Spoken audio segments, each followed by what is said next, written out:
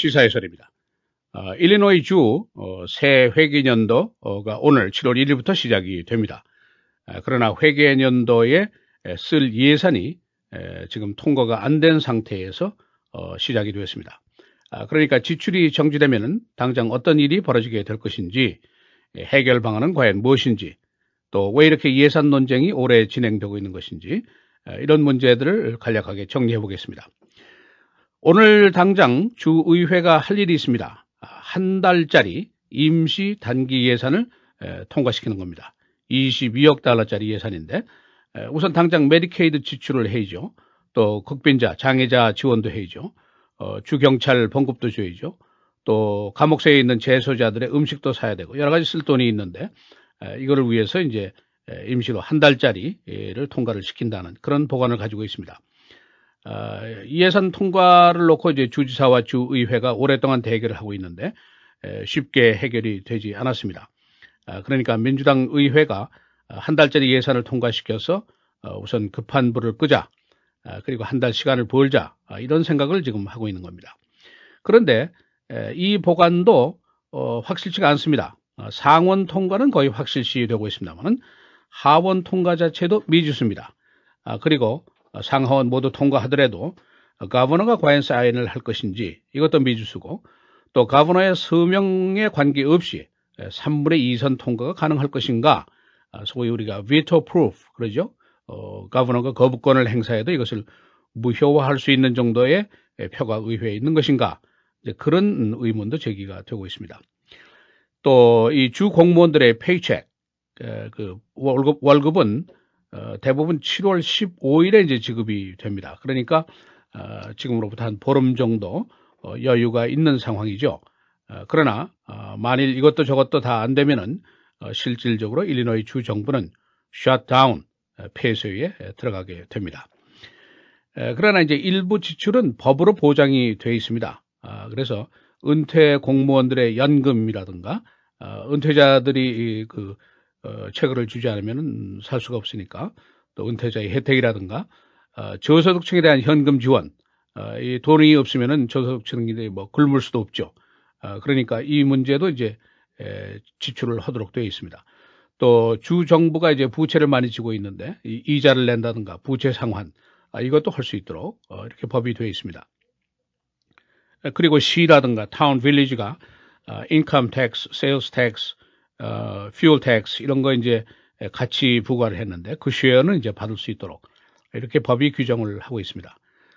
그러나 이제 예산이 없는 상태니까 실질적으로 스테이트 에이전시들, 여기에 근무하는 근무자들, 공무원들이 페이첵을 받는데 누구는 받고 누구는 못 받고 이런 것은 명확하게 규정이 되어 있지를 않습니다. 그 밖에 뭐 주의 일반 서비스라든가 이런 것은 당연히 이제 중지가 될 것으로 예상이 됩니다.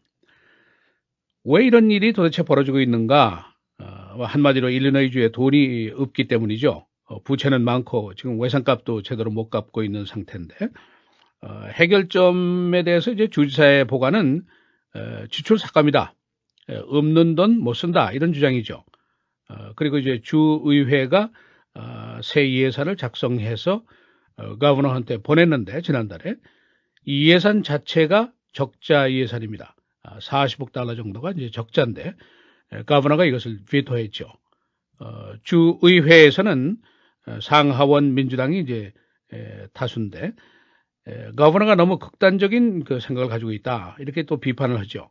당장 필요한 지출이 있는데 이걸 시행하지 않으면 어떡하느냐, 단계적으로 균형 예산을 마련해야지 이렇게 극단적인 지출 삭감을 하는 것은 모든 시민들의 고통을 심화시키는 결과를 빚을 것이다, 그런 주장입니다. 특히 저소득층이라든가 장애자 그룹들, 이것을 돌보는 것은 정부의 책임이 아니겠느냐, 이런 지론을 피고 있습니다. 조금 더 이제 근본적인 문제를 보면은 일리노이 주의 시민들 재정 악화를 모두 우려하고 있죠. 우리 모두가 이걸 걱정하고 있습니다.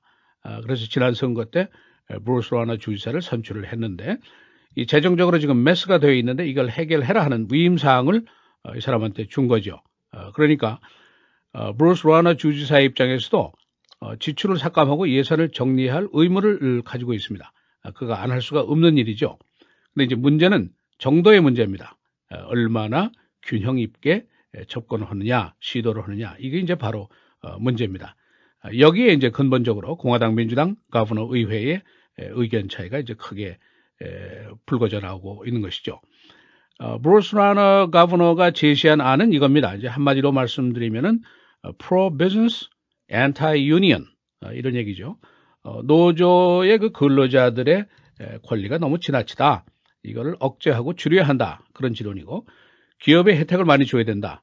그래서 기업이 활성화돼야만이 고용이 늘어날 거 아니냐, 텍스 수입도 늘어날 거 아니냐, 이런 이제 지론이죠. 그런데 이제 여기에 곁들여서 추가 주문 사항들이 있습니다.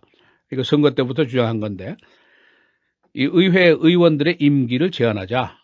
수십 년 하면은, 너무 오래 하면은 이 정치권의 병폐가 많지 않느냐. 그러니까 이걸 제한하자. 또 workers compensation, 근로자를 상대로 한 그 상해 보상금도 제한을 하자. 기업에 대한 법적인 보상 제소에 대한 상한선도 두자. 기업들의 부담이 너무 크니까 이거를 해결해 줘야 된다. 그런 이제 주장입니다. 그리고 선거구의 구획도 다시 하자. 이제 이런 부차적인 사항을 요구를 하고 있습니다. 만일 민주당 의회가 여기에 동의를 한다면은 나도 예산 협상에 타협을 하겠다. 이런 그 협상을 하고 있습니다. 근데 여기에 대해서 이제 민주당 의회에 물론 반론이 있죠. 그대의 의견을 다 따져보니까 우리의 그 core belief, 근본적인 믿음에 위배된다. 그런 이제 지론입니다. 친기업도 물론 중요하지만은 근로자 보호도 역시 중요하다. 그런 논리죠. 노조의 권리를 함부로 뺏으면 어떡하느냐. 또 노약자라든가 장애자를 돌보는 것은 나라의 의무인데 이거를 포기하겠다는 건 말이 안 된다. 그러니까 그런 극단적인 조치를 하지 말고 순차적으로 접근을 하자. 그리고 지출 감축만 자꾸 주장을 하지 말고 세수 증대도 병행하자. 근데 세수를 그냥 일반 시민들한테 하기는 지금 어려운 상태니까 백만장자, 돈 많은 사람들한테 한 3%씩 인컴 텍스 서차지를 하자. 이제 이런 주장을 피고 있죠. 그러니까 지금 말씀드린 이런 근본적인 이견들 서로 타협점 찾기가 굉장히 어려운 분야가 맞습니다. 이 브루스 라너 주지사 예산 협상이 계속 교착 상태에 빠져 있는 상황에서 이 캠페인식, 선거 운동식인 그 텔레비전 광고를 대대적으로 최근에 게재를 했습니다. 그러니까 민주당이 세금만 올리자 그러고 없는 돈 쓰자고만 하고 그런 세력이라 하고 아주 맹타를 가했습니다. 그러나 민주당 쪽에서는 상원 하원이 모두 다수당이고 가버너를 견제하는데 충분한 정치력을 가지고 있죠. 그러니까 이제 해결이 잘 안 되는 겁니다. 그래서 이렇게 예산 전쟁이 뜨겁게 오랫동안 계속이 되고 회계연대가 시작이 되는데도 통과를 시키지 못하고 있습니다. 우리 같은 이제 일리노이 주민의 입장에서는 나 세금도 제때 잘 내고 있는데 정부가 셧다운을 한다? 이게 도대체 어떻게 된 일이냐? 그런 불만이 당연히 있을 수가 있습니다. 오늘 현재로 양측의 타협점이 어느 정도냐? 거의 전혀 진전이 없다 하는 것이 오늘 아침 언론들의 분석입니다. 시사해설 김정일입니다.